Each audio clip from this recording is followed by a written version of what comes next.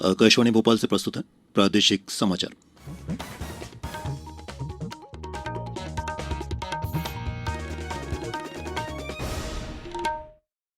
नमस्कार, समाचारों के साथ मैं प्रशांत सेंगर। सबसे पहले एक अपील। देश भर में 18 वर्ष से अधिक आयु वर्ग के लिए सरकारी केंद्रों में निःशुल्क कोविड टीकाकरण अभियान जारी है।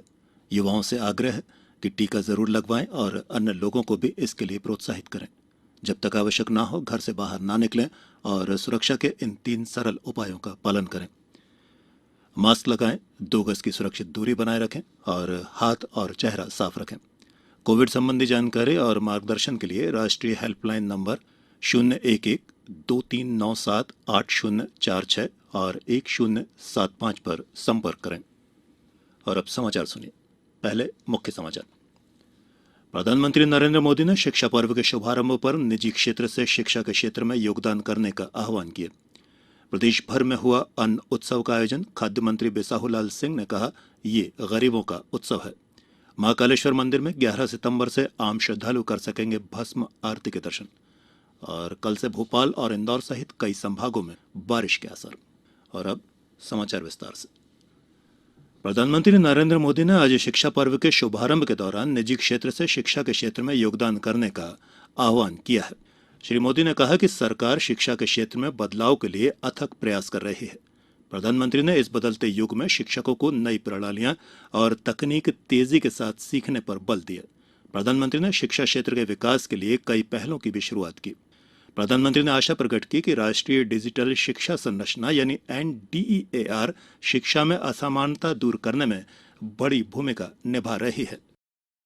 शिक्षा में असमानता को खत्म करके उसे आधुनिक बनाने में नेशनल डिजिटल एजुकेशनल आर्किटेक्चर यानी NDEAR की भी बड़ी भूमिका होने वाली है।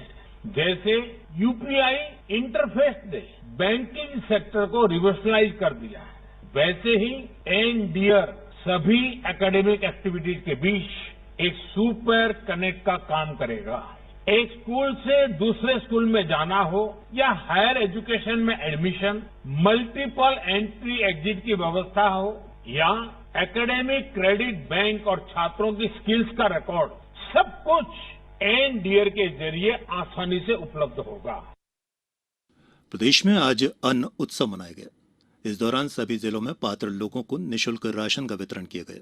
खाद्य नागरिक आपूर्ति मंत्री बिसाहुलाल सिंह ने अनूपपुर जिले के पसान में आयोजित एक कार्यक्रम को संबोधित करते हुए कहा कि ये गरीबों का उत्सव है। उन्होंने बताया कि प्रदेश में प्रधानमंत्री गरीब कल्याण योजना के अंतर्गत जहां लगभग 4 करोड़ 90 लाख लोगों को निःशुल्क खाद्यान्न का वितरण किया जा रहा है, वहीं प्रदेश के लगभग 80% लोगों को इस योजना के अंतर्गत निःशुल्क राशन का भी वितरण किया जा रहा है। आज ही भोपाल जिले के प्रभारी मंत्री भूपेंद्र सिंह की उपस्थिति में भोपाल के शिवाजी नगर स्थित उचित मूल्य की दुकान पर अन्न महोत्सव में हितग्राहियों को राशन वितरित किया गया। रायसेन जिले में स्वास्थ्य मंत्री डॉक्टर प्रभुराम चौधरी द्वारा पात्र हितग्राहियों को खाद्यान्न वितरित किया गया। शिवपुरी जिले में भी विभिन्न स्थानों पर अन्न उत्सव का आयोजन किया गया। गुना जिले में अन्न उत्सव के दौरान थैले में भरकर खाद्यान्न वितरित किया गया। उधर अशोकनगर जिले में सभी 237 राशन दुकानों पर अन्न उत्सव का आयोजन किया गया। सतना में हितग्राहियों ने प्रधानमंत्री और मुख्यमंत्री शिवराज सिंह चौहान को धन्यवाद दिया है। वहीं सीधी जिले में भी अन्न उत्सव का आयोजन किया गया। राज्यपाल मंगूभाई पटेल ने कहा है कि अनुसूचित जाति और जनजाति समाज में जागरूकता बढ़ाने के प्रयास जरूरी है।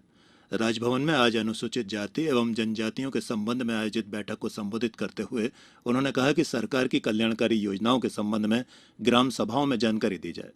उन्होंने कहा कि हितग्राही मूलक योजनाओं के प्रभावी क्रियान्वयन के लिए सकारात्मक सोच और संवेदनशील व्यवहार जरूरी है। राज्यपाल ने इन वर्गों की मूलभूत आवश्यकताओं पर विशेष ध्यान देने, युवाओं के कौशल उन्नयन और रोजगार की जरूरतों के अनुसार प्रशिक्षण और नौकरियों में प्राथमिकता दिए जाने पर जोर दिया। उन्होंने वन अधिकार अधिनियम के तहत लंबित प्रकरणों के शीघ्र निराकरण में ग्राम सभा की सहभागिता के साथ प्रयास किए जाने पर भी बल दिया। स्वच्छता कर सहित अन्य कर संग्रहण के लिए पंचायतों को ऑन बोर्ड करने पर भोपाल जिले को दूसरा स्थान प्राप्त हुआ है। जिला पंचायत के मुख्य कार्यपालन अधिकारी विकास मिश्रा ने बताया कि भोपाल जिले ने वित्तीय वर्ष 2021-22 में अगस्त माह तक पंचायत दर्पण पोर्टल पर कर प्रबंधन ऑनलाइन प्रणाली का उपयोग करके प्रदेश में स्वच्छता कर अंतर्गत 91.44% पंचायतों को ऑन बोर्ड कर द्वितीय स्थान प्राप्त किया है। और समाचारों में अब वक्त हो चला है एक छोटे से अंतराल का। कोविड-19 से बचाव और सुरक्षित रहने के 3 उपाय। मास्क लगाएं, 2 गज दूरी है जरूरी, सुरक्षित दूरी रखें, हाथ और मुंह साफ रखें। समाचारों में एक बार फिर आप सभी का स्वागत है। उज्जैन स्थित महाकालेश्वर मंदिर में 11 सितंबर से आम श्रद्धालुओं को भस्म आरती के दर्शन हो सकेंगे। इसके लिए आज से ऑनलाइन पोर्टल खोल दिया गया है। मंदिर में भस्म आरती के दौरान करीब 2,02,000 श्रद्धालु उपस्थित रह सकते हैं। कोविड दिशा निर्देशों के अनुसार फिलहाल इसके 50% यानी 1,000 श्रद्धालुओं को ही दर्शन करवाए जाएंगे। मंदिर के सहायक प्रशासक मूलचंद जूनवाल ने बताया कि दर्शन के लिए 100 और 200 रुपए शुल्क लिया जाएगा।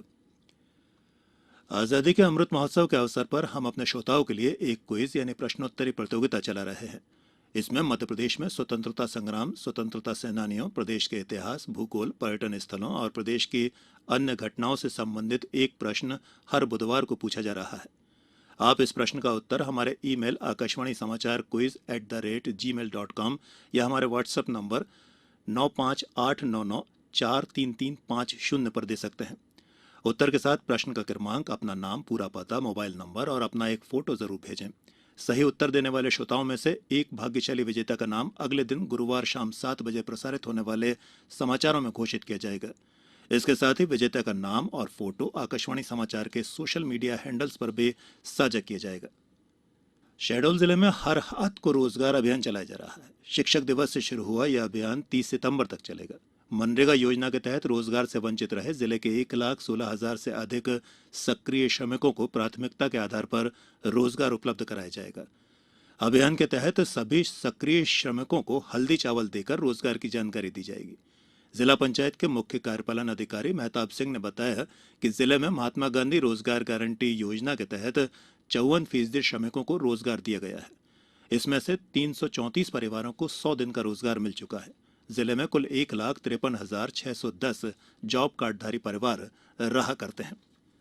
प्रदेश के कुछ जिलों में हल्की बौछारें पड़ रही हैं, लेकिन अधिकतर जिलों में अभी भी झमाझम बरसात का इंतजार है। मौसम विभाग की माने तो कल इंदौर, उज्जैन, भोपाल, होशंगाबाद, जबलपुर, सागर, ग्वालियर और चंबल संभागों के जिलों में बारिश के आसार हैं।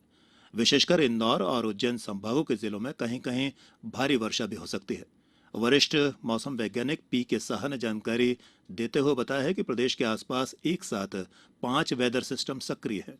इससे प्रदेश के अलग अलग जिलों में बौछारें पड़ने का सिलसिला बना हुआ है। और अब इस बुलेटिन के कुछ समाचार संक्षिप्त में।